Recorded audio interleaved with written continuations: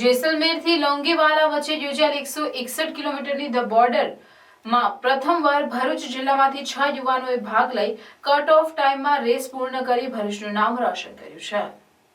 જેસલમેરથી લોંગેવાલા વચ્ચે યોજાયેલ 161 કિલોમીટરની ધ બોર્ડર ભારતમાં યોજાતી સૌથી લાંબી અને મુશ્કેલ A થી B પોઈન્ટની રેસ છે, જેમાં 0 ડિગ્રીથી 32 ડિગ્રી સુધી તાપમાન ઉપર નીચે જતું હોય છે. આ રેસમાં 28 કલાકનો કટ ઓફ ટાઈમ હોય છે. ભરૂચના યુવાનોએ આ રેસને 24 કલાક અને 30 મિનિટમાં પૂર્ણ કરી ભરૂચ જિલ્લાનું નામ રોશન કર્યું છે.